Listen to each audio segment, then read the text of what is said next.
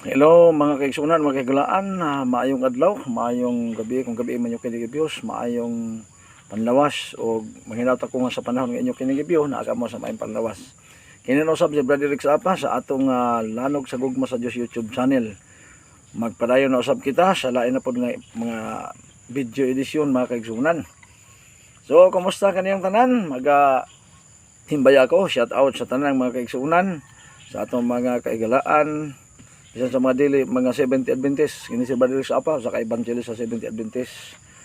Magaingon ang Dios, magapanalangin unta ka natong tanan, magabugkos iyang lapad ug dako kayong gugma.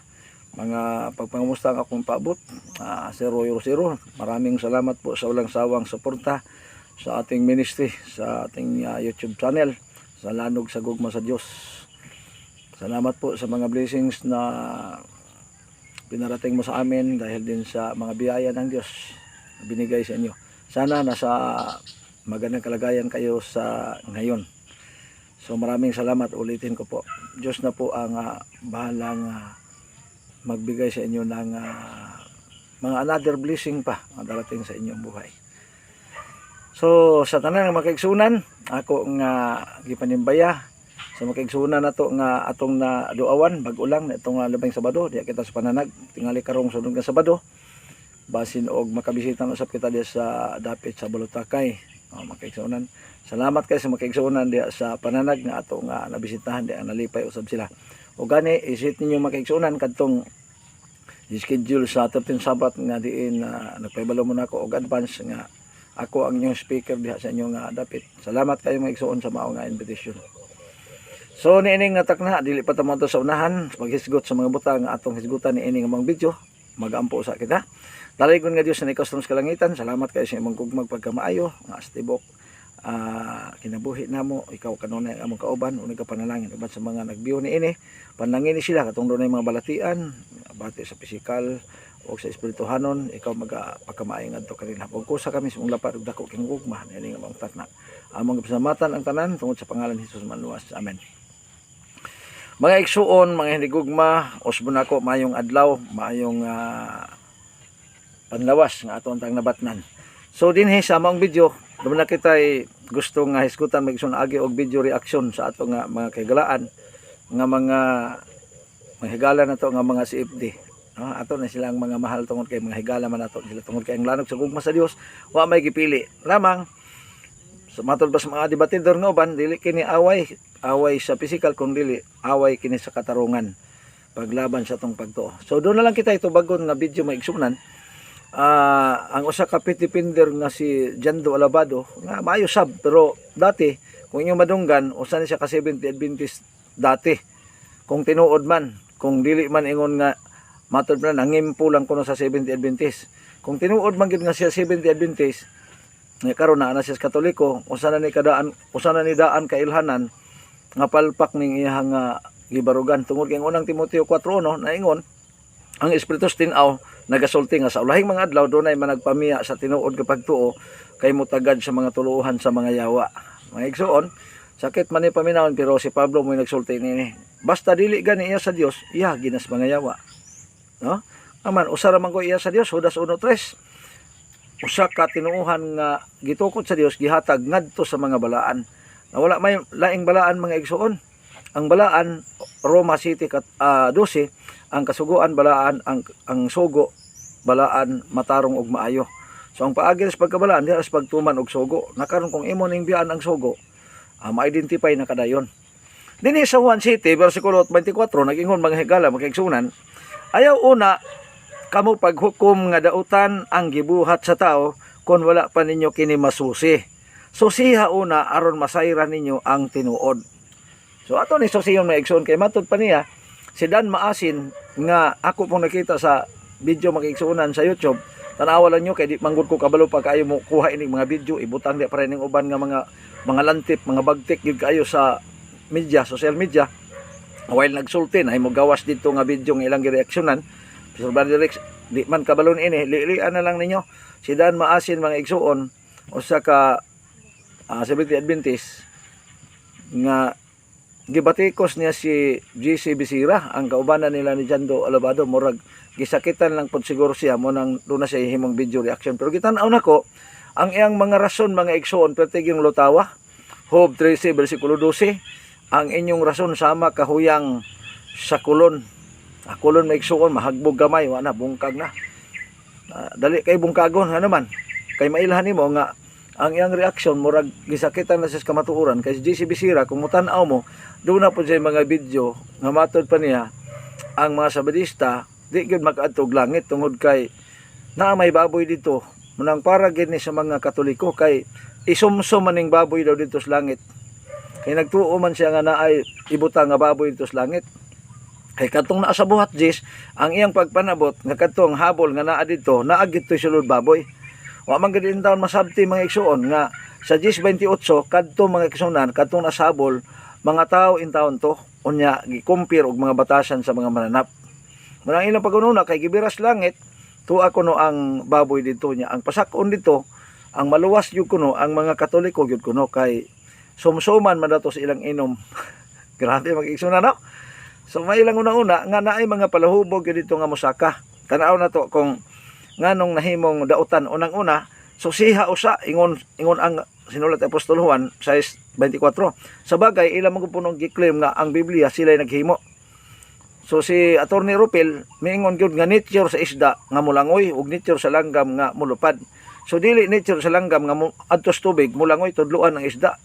Dili pod nature sa isda nga mulupad tudluan ang langgam. So dili pod unta nature nga ang iglesia tudluan niya ang Biblia. Kay ang Biblia ang pulong sa Ginoo mo'y mutudlo sa iglesia kay ang iglesia mga katawhan. So bot nila pasabot nga ang katawhan mao na ay momando sa Dios kay kining Biblia pulong man sa Dios. So tungod lang kay nag-compile sila ilang giangkon nga ila. Pero ang kamatuoran makita nimo nga giangkon lang nila pero wa nila tumana, wa nila sunda. No? Mo na nahimong dautan. Karon nganong nahimo maning dautan? Nehemias 13 bersikulo 17.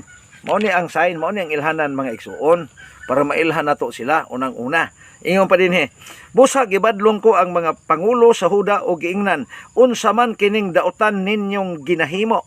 Ani ara ang dautan nga ginahimo, unsa de unang-una. Unsa man kining dautan ninyong ginahimo, wala ninyo ipakabalaan ang adlawng igpapahulay.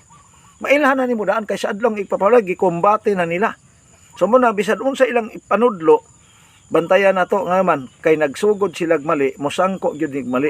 Kaya ang sinugdanan, dapat ipakabalaan ko nimo ning adlawng igpapahulay. Kay mo ni ilhanan nga, tawag yung ka sa Ginoo. Naasa man nila nakuha. Okay. Ezekiel 22:26. Tama ha? Ang ilang mga pare, wala magtuman sa akong kasuguan. So tanawa, kay mao man po'y gisunod nila mga pare, ang mga pare wa magtuman sa kasuguan, kini po sila di po mo to magkasuguan o sa nini ang adlong igpapahulay nga mahimong ilhanan nimo kung nagbuhat bakag tinarong. Pero wa nimo pakabalaan na gilapas nimo ning adlong igpapahulay, gideterminar na sa Biblia daan nga gibuhat ninyo ang daotang buhat. Wala ninyo pakabalaan ang adlong igpapahulay. Nalaki pa din niya. O gipasipalahan nila ang akong balaan nga mga butang. Gipakasama lang nila ang balaan og ang dili balaan. Ang hinlo og ang mahugaw. Karon sa pagkaon dunay hinlo, dunay hugaw. Pero para nila basta masud ganistiyan, masud sa baba, largadas. Mao ni may igsoon. Dili ni tudlo sa Dios. Tudlo ni mga pari. Nga mao poy ilang gisunod. Munang nahimo pong dautan karon. Kay dapat man de ilain ang hinlo ug ang hugaw. Karon ay naingon man lagi sa Bisira nga di lagi makaadto dito ang mga sabadista kay nay baboy, di man ni sila mo somsom. O sila gyud kunoy mo adto. Na karon ang Isaiah 66:17 nga gisubay po ni Jando mga kaglaan magkaigsuonan. Naingon dinhi. Miingon ang Ginoo, magdungan og pangamatay ang mga nanagpakabalaan og nanagpakahinlo sa ilang kaugalingon sa ilang pagsimba sa ilang mga Dios-Dios. Kini nagsimbag Dios-Dios nagpakabalaan din dili ni balaan kay ang tinuod nga Dios naaman sa langit. Pinaday 14:7 ang nagbuhat sa langit ug sa yuta pero dunay mga matay. Ang una din mga matay kinsa una kadtong nagpakabalaan og nagpakahinlo sa ilang kaugalingon. Perti mang hunaw, perti mo palusot ba? Pareha ba sa usa ka Muslim matod pa sa usa ka ilustrasyon nga naaman siya sa highway nagsubay, naamay mga highway patrol, kusog may ang dagan, gigukod siya mga igsoon aron nga dakpon siya tungod sa overspeeding. Karon sa ilang ginukdanay naapsan, pagka-apsan gibabagan, gihunungan. Tinihunong pod ang mao kunong Muslim atod pa. Nangutana, sir, unsay problema? Ang highway patrol ningon overspeeding. Kusog man ang dagan. Matod pa sa gidako, medya na nabuang na ni sir na nganong ako man ang overspeeding nga ikaw man ang naka-overtake. Insakto po no? Palusot ba? Man, mas bright pa man sila sa Dios kay ang iglesia kung kuno mao ay nagbuhat sa Biblia. So ang Biblia under kuno sa ila. Mo nang bisag sayop ilang pagsabot himo insakto tungod kay giklaim nila nga ang Biblia ilaha. Mao ni magkadima o attorney hinahinayog pamadlong na imong mga kaubanan kay ingon bitaw nimo ang langgam dili nature nga mulangoy sa dagat kay tudluan ang isda og langoy. Nakaron ngano man nga ang Dios na noon manduan naman hinuon ini mga tawhana kay himo namang sayop ang Biblia ug insakto na sila.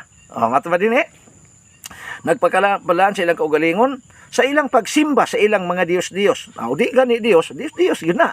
Tanawa ha? Onya matubin didto sa hardin. Okay. Sunod, mga matay sila samtang nagakaon og baboy og ilaga. Giperiod mga igsoon dinhi sa hardin. Niya na po'y giingog laing mga matay. Ang unang mga matay kadtong mga nagpakabalaan sa ilang kaugalingon og nagsimbag mga Diyos-Diyos. Mao to'y una. Ay kaduha, mga matay sila samtang nagakaon og baboy, ilaga og uban pang pagkaon nga giisip nga hugaw. Tanawa ra gud, giisip ni nga hugaw kay gisulti ni sa Dios nga hugaw pero para nila limpyo mga igsoon. Unya abi niyo kun sa ilusot ni Jando, siya ang kadto kunong mga matay, kadto ra kunong niadto sa hardin nagsimbag mga Dios. Pero ang nagkaon kunog baboy, dili kuno na sila. Nang pangutana, wa di sila mukaog baboy. Nang giingon sa Biblia, mga matay sila samtang nagakaon og baboy ug ilaga. Ang iyang pasabot nga kadto ra kunong to sa hardin samtang kuno nagkaog baboy, mao to'y mamatay pero kanang wa sa hardin nga nikaog baboy, dili mamatay, malangit pagyud. Grabe no? Gitudluan nila ang Biblia. Ano dakong sayop mga kaigsuunan. Una nga magbantay kita. Naingon pa si Bisira nga atos langit sa balis tadi kadto. Kaya nga naman, ang baboy sumsuman man kuno sa mga palahubog dito. Iya pang gipasangilan si Kristo nga palahubog kuno. Lucas 7:33-34. Nga sa tinuod, giingnan si Kristo sa mga tao nga naas palibot. Kining tawhana ulitan og palahubog. Nagiklaim naman hinuon nila nakauban nila sa Kristo kay palahubog. Mga igsoon mao ni ato yung susihon pag-ayo ngaman kay dili baya gyud palahubog makaadto ang taog yung hari ag langit unya mayong sila mo adto kay ang baboy ila pong sumsuman. Mao nang di ta magpalipat mga igsoon. Ano naman ingon ang unang Korinto 6:9-10 matod pa din he. Ano na to 6:9-10.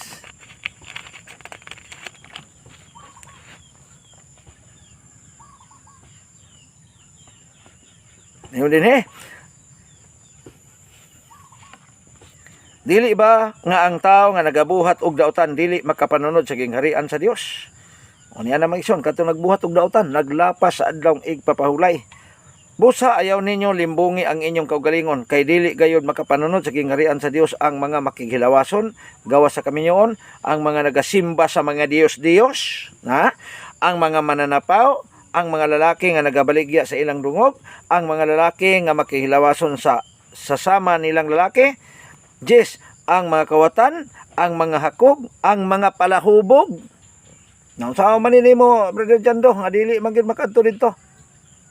Ngaman, katong giingon ni GC Bisira nga isumsom dito sa inom ang baboy, dili dito. Dili na lang ninyo himua ngaman kay dili man pwede dito.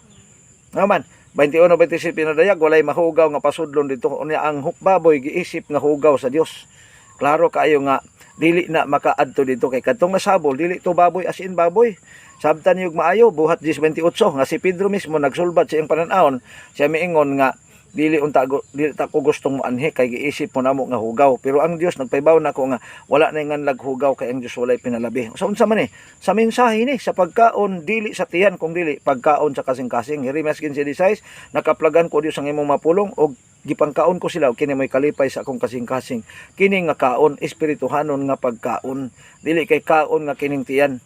Kay dili gyud kakabasa des buhat mo na akong hagit bisag kinsa nga mga CFD kung di lang magbuhat og kaugaling Biblia sa buhat Jis, di ka kakita diha og litra nga baboy.